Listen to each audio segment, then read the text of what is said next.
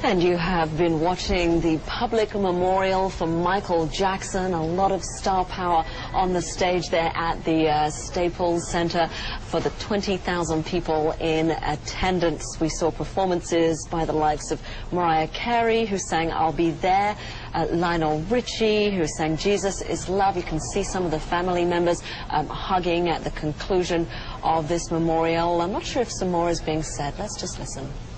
Fans, friends, nieces, nephews, sisters, brothers, I would like to thank everyone for coming out. As you know, I'm lost for words. I was his voice and his backbone. I had his back, so did the family. But we thank you. That's all I can say. We thank you very much.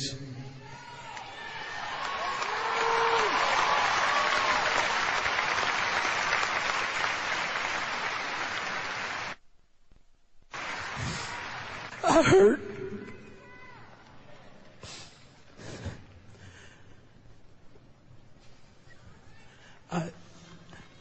I stand here trying to find words of comfort, solace, trying to understand why the Lord has taken our brother to return home from such a short visit here on earth. Michael, when you left us, a part of me went with you. And a part of you will live forever within me, but also a part of you will live forever within all of us. Michael,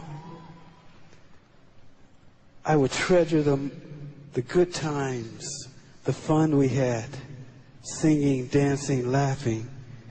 I can remember when we used to come home from school and we would grab a quick bite to eat and we'd try to watch the Three Stooges, as much of it as possible before Mother would come in and say it's time to go to the recording studio.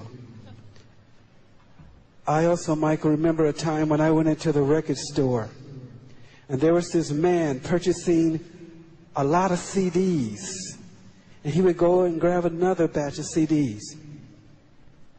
He was an older gentleman. He had short afro, butt crooked teeth, and his clothes were rumpled.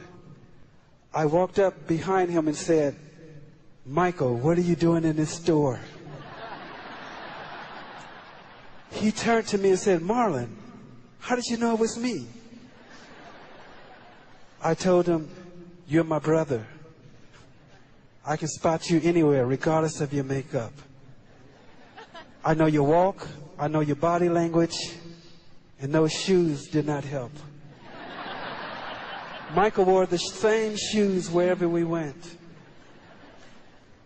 But I guess that was his way of trying to experience what we take for granted.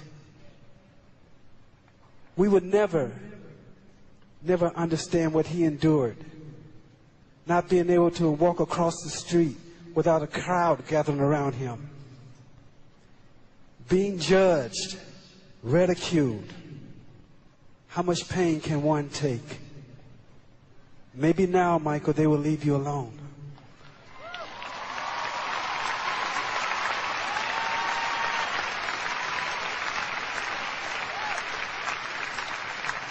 Michael was the voice of our angelic trumpets, and he will continue to be the voice, that angelic voice in heaven, nearest to our Creator, and waiting us when our day comes to pass. Michael, I love you. I will miss when we said our goodbyes. I will hug you and I say I love you, and your response was, I love you more. You know, the Lord has a purpose for everything. And sometimes we just can't see it or understand it. But it will be made clear to us when we reach that ultimate reward of being in His presence. And Michael, you're there. You're right there. You have finished your work here on earth, and the Lord has called for you to come home with Him. So I thank you, Micheal, for all the smiles that you've placed in many people's hearts. And I thank you for everything that you've done for others across this globe in the Lord's name. And I have one request, Micheal, one request.